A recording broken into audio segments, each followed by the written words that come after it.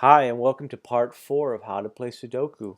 Now, this has been an ongoing series to teach you how to play the game, and we've been using the same puzzle every time, but in this particular case, I think we're pretty much getting to the end of it. So we're going to solve it, and then we're going to talk about more advanced strategies, because we've been playing a medium level here, but we're going to get into a difficult level in a second.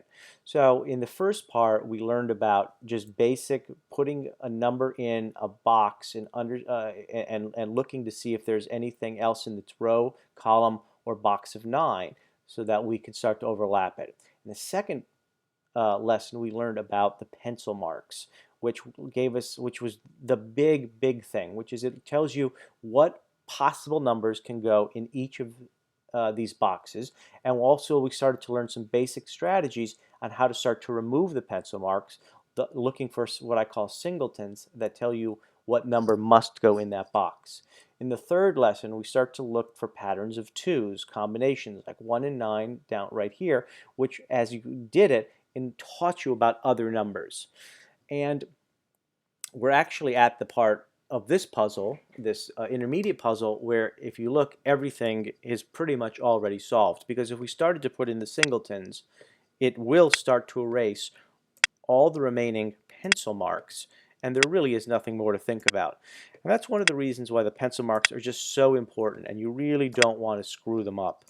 What you want to do constantly is make sure that as you put each piece in, you erase the pencil marks so that you are slowly removing other options until you get down to the one option of where the box is. Yay for me.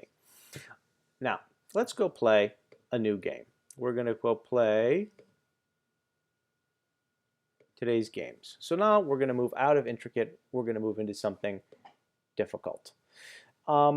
And we're going to skip ahead and just go down here to fill in the pencil marks automatically. Now, I love this because it saves you time. Is it cheating a little bit? Yes, it is, but we all know that you could just walk through and put a number on all 9, and that's a time-consuming process that in this case we're going to skip. So step 1, we look for singletons. There's a 4 by itself, and there's a 7 by itself. Oh, and it created that 8 by itself, and that created a 6 by itself, and this created a 5 by itself. Normally on a level difficult, you don't get that much help, but I'll take it. So now we're going to start with each of the numbers, and we're going to look for things in the rows, column, or boxes, and talk about different strategies that helps. So immediately with the 1, there's only 2 ones already in here, but I want to move on to another strategy, which is in this particular box of 9, there's a 1 and a 1. And that's the only 2 places in this box this 1 can go. What that means is that the column that has the 1 is this one. And what I want to do is show you how if a 1 must be here or here in this column, a 1 cannot be here, here, or here in this column. So I want you to see that sometimes though you're looking for one number to tell you about a box or a column or a row, if you see the same number lined up in a column or row or in a box, you can remove the other numbers that could not possibly be a place where it could go.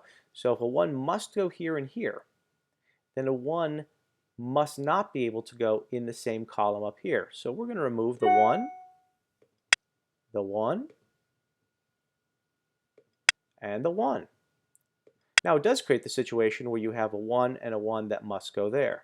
And now even before we move on to 2, looking at number 2, I also want to point out that you have a 1, 7 and a 1, 7. And in the previous lesson we talked about how if you see 2 numbers that are the same, then those 2 numbers must go there. A 1 must go here, a 1 or 7, a 1 or 7 must go there.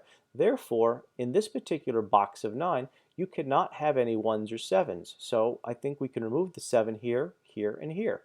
Move that 7, we'll remove that 7, and we'll remove that 7. And by doing so, look what we've created, a singleton and a 2. Oops. I meant not pencil mark, I meant to put in a real 2. And then it opens up that 3. which opens up that 9. Okay, so I think we've gone through the ones and we've sort of like learned a little bit there, but now let's move on to the other numbers, the 2. Well, we see we have a 2 and a 2 can go here. We have a 2 and a 2 can go here, but there's nothing really showing us the individualness of the row, box, or column. Let's go on to the 3s. Well, the 3s actually are almost all solved. That's the only 3 that's missing, and the 3s are done. Let's move on to 4s. And again, we're looking for the row, box, or columns. And though nothing sticks out, I do want to point out here in this column, there's a 1 and a 4, and over here, there's a 1 and a 4. So since we know that this column has 2 numbers that are the same, and only 2, 1, 4, 1, 4, much like this 1, 7, and 1, 7 we did earlier, we know that a 1 and a 4 must go here, and the other 1 and 4 must go there. Therefore, no 1 and a 4 can go here. And if we were to take off those pencil marks, we'll see that now we have the singleton, and only thing that can go here is a 9. So we've solved that. And by actually doing that, we've opened up where the 2 will go there. Now, we've also created another 2 numbers side by side, 8 and 9, 8 and 9.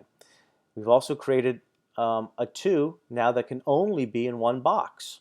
So we're also creating a column here where a 2 can only be existing. See, there's only one pencil mark of 2s.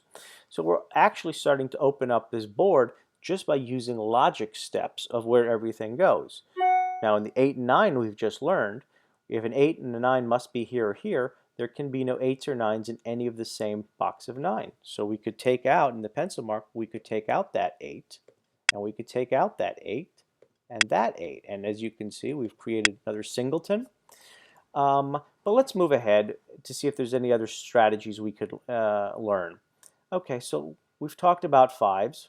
And look, and now we're at 5s. We see that we have these 2 here, and these 2 here, and these 2 here. And we can see that in this particular case, here's a 5, but there is no other place that a 5 can go.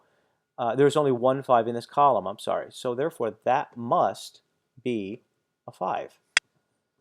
And we can look at 6s, and we see that 6 can only go in one spot in this particular box. Therefore, that must be a 6.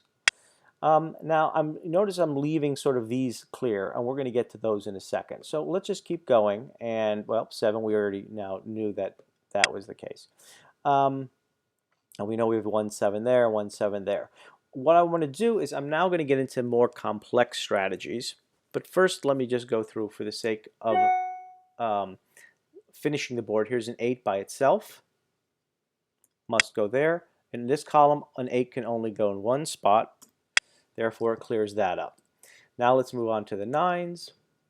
And I see, obviously, a 9 can go there. A 9 has to go there by itself in the lower left. And now a 9 can only go in one spot in this box, so we can actually solve all the 9s. And let's just go through the numbers one more time. We now have our 1, and I usually like to do that because as you were removing numbers, sometimes you don't realize just how clear it's opening things up. So there's 1s, there's no new obvious 1s for us. 2s, well, it's created an obvious spot. A 2 must go there, and a 2 must go there, and now a 2 must go there. It's leaving these 4. Let's move on to 3s. 3s look solved. 4s, well, it's looking like there's nothing obvious. 5s, just 2 here, 2 there. 6s, here and here. 7s look pretty clear. There's nothing obvious. Oh, actually, there's a 7 there that can be by itself. 8s, yep, now an 8 would go there. It actually solves the 8 there, solves the 8 there, and 9s we already have. I usually do it 3 times just to make sure we're good. And as I do it again, I see that the 1s are still the same. The 2s still have that. The 3s are solved. The 4s are coming together, but still have a lot. The 5s, oh, we have a 5 there. And now that gives us a 5 there. We've solved the 5s. I already know we were very close on the 6 before, and we had a few on the 7, but now it's actually telling us in this row this top row, only a 7 can go there. So by putting a 7 there, it allows us to say, okay, 1 must go there. And it looks like we're starting to get pretty much almost everything done. And since we're here, let's just do one last hurrah. The 1s, yes.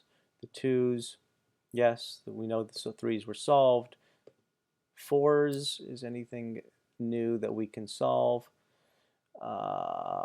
Okay, 5 is solved.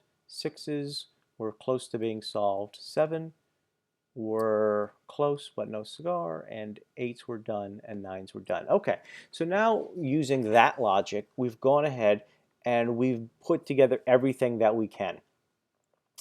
In the next lesson, lesson 5, we're going to move on to even more advanced strategies with this puzzle, and we're going to really be able to solve a difficult level, because at this point there's nothing obvious and there really is nothing there to tell you what to do.